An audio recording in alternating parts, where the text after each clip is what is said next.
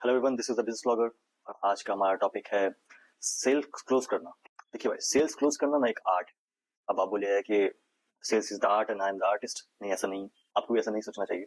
But हाँ, sales close करना एक आर्ट है और इसका आर्ट ये है। मान लीजिए, आपने कई बार देखा होगा किसी कई सीरियल्स में, कई मूवीज में, और जैसे एक wolf of the wall street में भी एक सीन था जहाँ पे बोलता है, sell me this fucking pen. अब मैं आपको बोलूँ कि sell this pen to me, आप कैसे बेचोगे इसको? जिसने मूवी देखी है या फिर जिसने वो ट्रिक्स देखा है, वो आपको ये बोलेगा कि भाई डिमांड एंड सप्लाई का खेल है। I will ask you to sign a paper, कैसे साइन करोगे? पेन चाहिए, ले लो। मैं बोलता हूँ पास ऑलरेडी पेन है।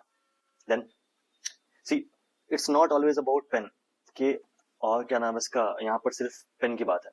यहाँ पर बात इस चीज की भी है कि डिमांड एंड सप्लाई में व्हाट एक्स्ट्रा और व्हाट्स योर डिफरेंशिएटर। यहाँ पर आपका डिफरेंशिएटर क्या है? पेन तो 50 है दुनिया में। अगर मैं आपको बोलूँ ये सोने का पेन है, तो फिर अब वैल्यू पेन की नहीं, अब सोने की है।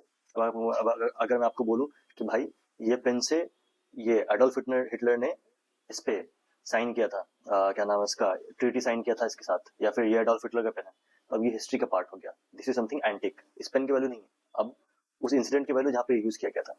तो सेम चीज है, आप जब कोई चीज बेच रहे हैं तो आपका डिफरेंशिएटर क्या है उसमें किसी चीज को सेल करने के लिए, that is most important thing. दूसरी चीज कन्विक्शन, आप कितनी कन्विक्शन से बेच रहे हैं और सामने वाला बंदा कितना इंतुजियास्ट है या फिर इंटरेस्टेड है उस चीज को लेने के लिए।